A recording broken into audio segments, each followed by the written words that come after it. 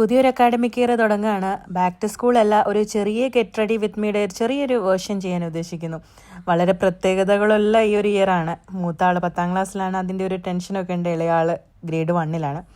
അപ്പോൾ രാവിലെ തന്നെ അയണിങ്ങിൻ്റെ പരിപാടിയാണ്. ബ്രേക്ക്ഫാസ്റ്റൊക്കെ ഉണ്ടാക്കി കഴിഞ്ഞു. പിന്നെ മൂത്ത ആൾ അവളുടെ ഡ്രസ്സ് സ്വന്തമായിട്ട് അയൺ ചെയ്യുന്നതുകൊണ്ട് തന്നെ നമുക്ക് അത്ര വലിയ ബുദ്ധിമുട്ടില്ല. ഇളയാൾക്ക് ഒരാഴ്ച എൻ്റെ സ്കൂൾ തുറക്കത്തുള്ളൂ, അതുകൊണ്ട് തന്നെ ഒരു ആശ്വാസമുണ്ട്. എന്തിനാ ഇങ്ങനെ പുട്ടിയൊക്കെ ഇടുന്നതെന്ന് കുറേ ആൾക്കാർ ചോദിക്കാറുണ്ട് കേട്ടോ. ചോദിക്കുന്നവർ ചോദിക്കട്ടെ, പറയുന്നവർ പറയട്ടെ. അത് എൻ്റെ ഇഷ്ടമല്ലേ, മേക്കപ്പ് ചെയ്യുന്നതും ചെയ്യാതിരിക്കുന്നതും.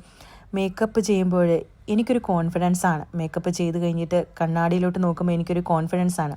അതിൻ്റെ അർത്ഥം എനിക്ക് കോൺഫിഡൻസ് ഇല്ല എന്നല്ല, പക്ഷേ എനിക്ക് കുറച്ചും കൂടെ കോൺഫിഡൻസ് കിട്ടുന്നു. എൻ്റെ കോൺഫിഡൻസിനെ എൻഹാൻസ് ചെയ്യുന്നു.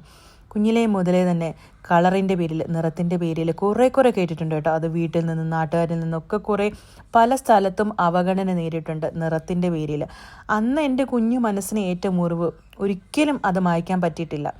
അപ്പോൾ ഞാനൊരു 2020 ആയപ്പോഴാണ് ഈ മേക്കപ്പിനെ കുറിച്ച് കുറേ പഠിക്കുകയും യൂട്യൂബിലൊക്കെ നോക്കി കുറേ വീഡിയോസൊക്കെ കാണുകയും സ്വന്തമായിട്ട് മേക്കപ്പ് ചെയ്യാനും അങ്ങനെ പരീക്ഷിക്കാനും ഒക്കെ തുടങ്ങിയത്. കണ്ണെഴുതിയാലും കണ്ണെഴുതിയില്ലെങ്കിലും, അതേപോലെ ലിപ്സ്റ്റിക് ഇട്ടാലും ലിപ്സ്റ്റിക് ഇട്ടില്ലെങ്കിലും ഒക്കെ നമ്മുടെ മുഖത്ത് നല്ല മാറ്റങ്ങൾ നമുക്ക് കാണാം. ഞാനൊക്കെ ഒരു ദിവസം കണ്ണെഴുതിയില്ലെങ്കിൽ എല്ലാവരും ചോദിക്കും, എന്താ കരഞ്ഞോ, അല്ലെങ്കിൽ ഉറക്കത്തിൽ നിന്ന് എഴുതിയിട്ട് വന്നതാണെന്നൊക്കെ ചോദിക്കും. കുപ്പിവെള്ളം എൻ്റെ ഒരു വലിയ ക്രേസാണ് കേട്ടോ. എല്ലാ കളറിലുള്ള കുപ്പിവെള്ളയും എൻ്റെ കയ്യിലുണ്ട്.